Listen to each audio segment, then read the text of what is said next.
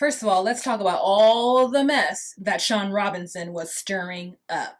Hey guys, it's Wahima, but just call me Wah. Melanated! Welcome to the final episode of 90 Day Fiance before the 90 days, the tell-all. This was a 2-hour episode, and girl, it gave us all of our lives, all of my life. It tied up some pretty loose ends. Some of it I'm with, and some of it I am not with. So what's on my lips right now is Dead Blue Green. It's a MAC pigment that I got I want to say 2013 Christmas package, girl. This is old. And then below that is what was in the last video, which is Blow by Melt Cosmetics. I thought I was going to be able to film all 3 videos that I saw between Sunday and Monday, but I can't, girl. It's just so much happening today, okay? I hope you're all right with that. All right, let's jump into this. This is not going to be in the normal order that it should be because I just finished recapping and rewatching the tell-all and my blood is boiling. So we're gonna start with Jesse and Darcy, y'all, because I've gone back and forth with Jesse and I cannot stand the way he treats Darcy, and I also cannot stand the way Darcy allows herself to be treated.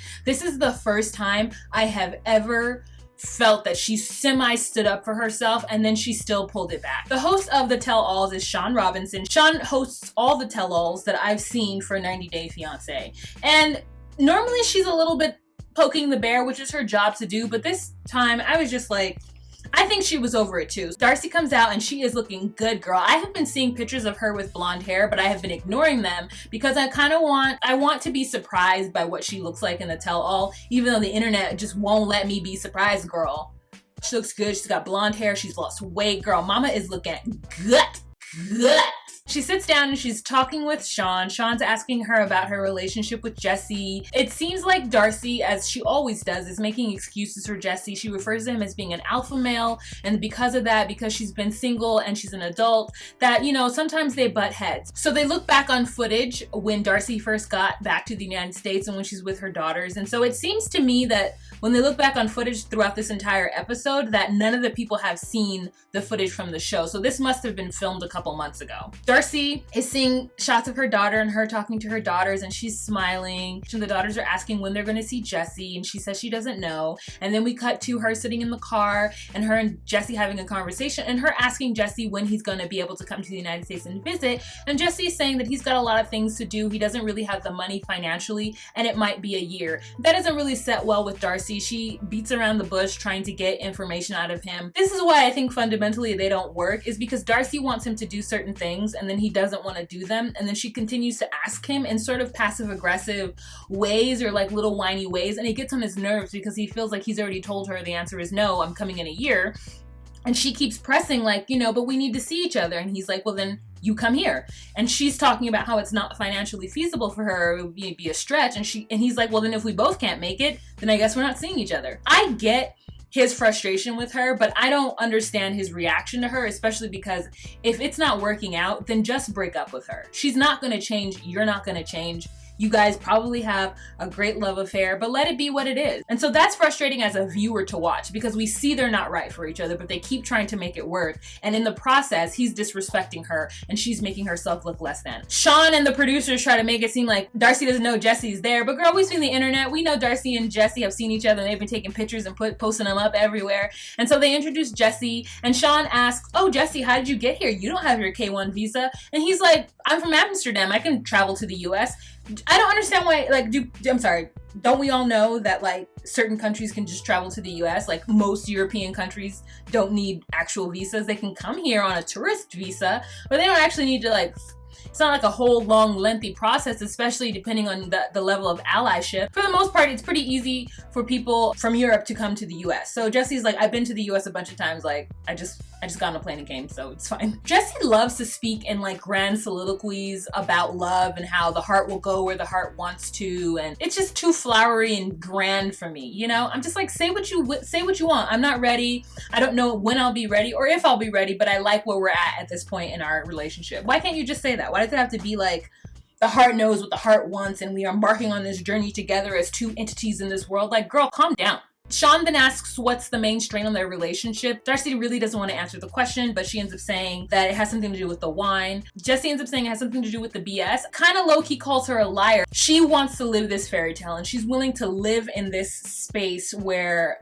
her fairy tale will come true as long as she just wishes hard enough. She just squeezes her eyes together and wishes hard enough for Jesse to be the man of her dreams fully. I think he's tired of playing the back and forth game with her, pretending that they haven't already had these conversations, of her when they get in public trying to like get him to have a different reaction or a different outcome than what he's probably said to her in private. And I can see how that's frustrating. Like, it's almost like very childlike, something a kid does. Like, you have a conversation with your kid in the car about how they can't have candy when they get in the store, and then they get in the store and someone's like, oh, hey little kid, you want some candy? And the kid looks at you like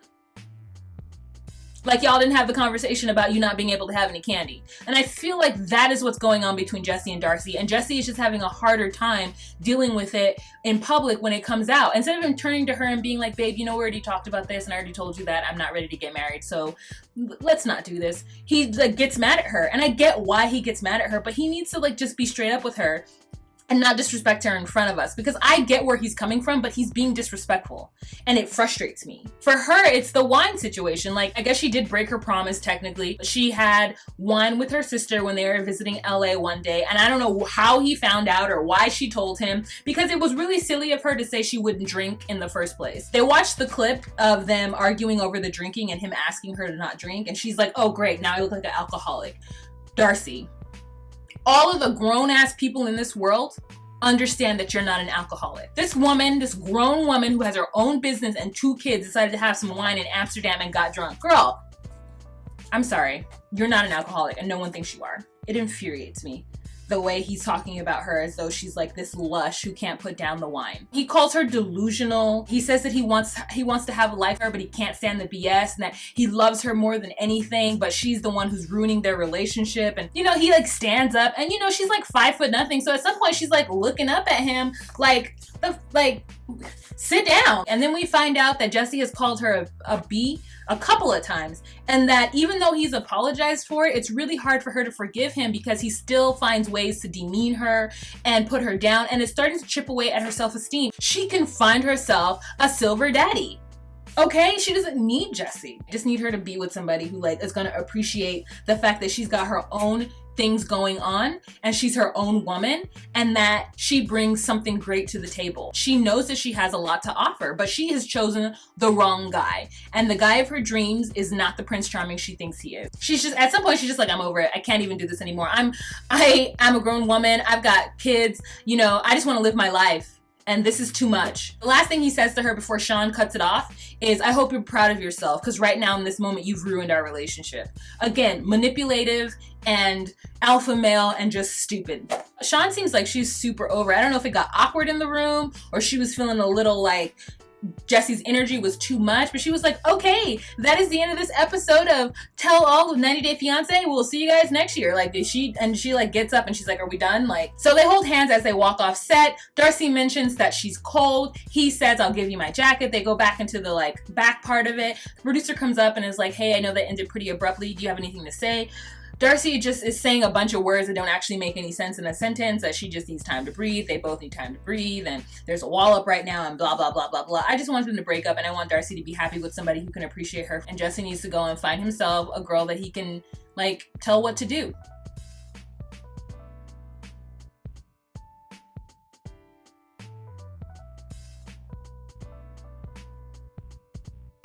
So moving on to the next one that bothered the ish out of me is Patrick and Miriam. So 2 things are happening. One, some of you guys know, and you guys told me, and I've watched Auntie's video too, and it's very clear that apparently what happened is that Patrick wanted to be on 90 Day Fiance before the 90 days. So what he did is he called up Miriam, who he knew he had been talking to for about a year just as friends, and said, hey, look, I want to be on this show. I'm going to tell them that I'm in love with you and I'm going to come to Paris. Can you pretend to be in love with me too? He may or may not have known that she had a boyfriend, but she says no. And so then the narrative changes to him being sort of jilted and her keeping a secret. So Miriam decides to go along with this because this is what her friend Patrick has asked her to do, and I'm sure she's making some kind of money off of it, right? So they go on ahead and do that.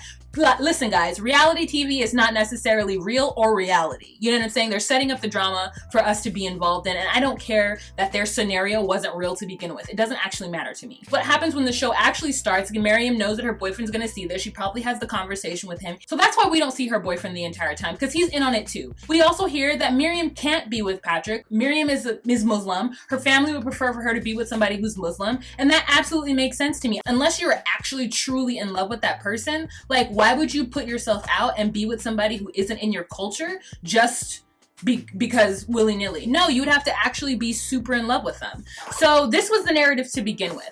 I don't think Patrick told this to his mother, or if he did, I don't know why Miss Letty's out of pocket like this, but she came in blazing and she was out of pocket. So anyways, that's the real backstory. Now the story on television, what's happening right now, is that Patrick is saying how much he loves Miriam and that he's been in love with her, and that he got there and he was completely shocked that she had a boyfriend because she kept it a secret from him. And Miriam says in the show that she kept it a secret from him too. So for the show purposes, Patrick is saying that he told Miriam that he was in love with her and that Miriam didn't tell him that she had a boyfriend. We all know that that's not actually true. Sean is talking to Patrick, getting him to talk about Miriam and the heartbreak and everything that happened in Paris. And Patrick is really quite nice and cordial towards Miriam. He basically says that he still talks to Miriam. He still wants them to be friends. He has a lot of respect and a lot of love for Miriam. And so there's no hard feelings. You know, his heart is hurt, but he still likes her as a person and wants to be her friend and wants to be in her life. So we see clips of what happened after the cameras went away. We see Patrick arriving home, seeing his daughter, seeing his baby mom Cameo. They have this like conversation where Patrick is like, you know, she had a boyfriend, and Cameo's like, what? She had a boyfriend? She didn't even tell you? And then Cameo says like she doesn't trust Miriam and that Miriam's just using Patrick. And my thought is, what is actually Miriam using Patrick for? Sex? Money? What is she using him for? Someone to talk to on the internet? Like, I don't think she's using him, but whatever. And it turns out, and it feels like, that Cameo has like a little bit of feelings for Patrick still, and she probably wasn't down with this whole thing anyway, but was going along with it because Patrick is very emphatic about the fact that he can't be with Cameo. He says, I can't be with my baby mama. It's not gonna happen. Sean then asks if he thinks that he is Miriam's option 2 or option B. He knows that he was never in the picture as a potential boyfriend. It's not like Miriam was choosing between Patrick or her boyfriend. Patrick was her friend and always was her friend. And then she got with her boyfriend. So it's not like she's, oh, I don't know what to do. I love them both. No. Patrick is her friend who decided to tell her that he was in love with her 2 weeks before he came to visit her. And then she was like, what am I supposed to do? Just not see him? Like, he's my friend. So anyways, Miriam comes on via Skype. Oh, P.S. Jesse is the only one who actually is in studio. All the rest of the people are not. They're all via Skype. Miriam gets on. And Miriam is smiling. She looks beautiful. They're talking. Patrick is not Mr. Plan B. Patrick is her friend. They have a really strong friendship and they've gotten to know each other. Patrick taught her some things about herself, taught her about some things that she wanted from her boyfriend that Patrick told her and gave to her, and that she finds that Patrick will make somebody a lovely spouse one day. That's what the sentiment that I'm getting off of it. And then they decided to bring in Patrick's mother, who comes on there and makes an absolute fool of herself. The first thing she says to Miriam is, karma's a...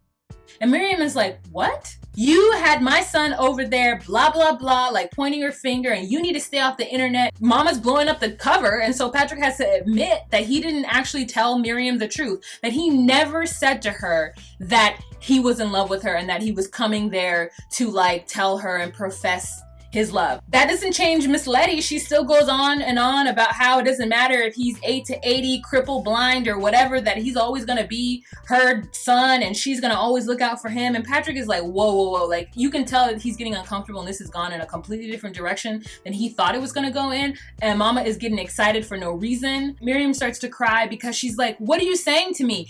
Let's tell the truth. Fine then, let's tell the truth. You wanna hear the truth? The truth is that Patrick didn't tell me until 2 weeks before he got to Paris that he was in love or he liked me or whatever. And so that's the truth. So I'm not using Patrick. I'm not doing anything with him. She's gonna come and call Miriam a little girl, telling her not to talk to her like that because she's Patrick's mother. Like, you don't deserve any respect, Miss Letty. Like, you don't deserve any respect from Miriam for the way you came out guns blazing Like, your son is not a grown-ass man. And he's like, wait. Like, he's embarrassed because his mother came out and did this to Miriam.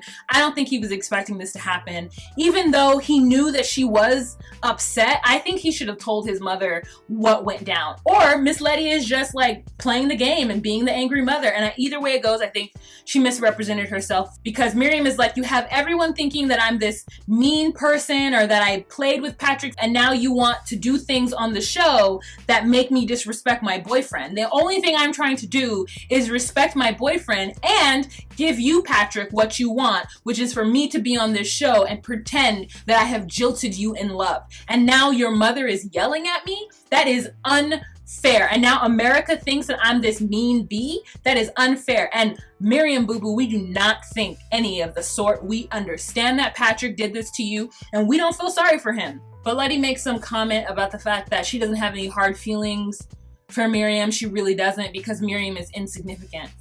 And Patrick isn't even all that. He actually looked really good on this episode, though, because he had a full beard. Like, this is the first time I was like, ooh. And his whole outfit was coordinated. He didn't look like a Best Buy worker. She just wants a real friend out of Patrick and not fake love. And that just made me mad. Alright, so let's go on with the next big story. The next couple is Sean and Abby. So we found out a couple things about Sean and Abby.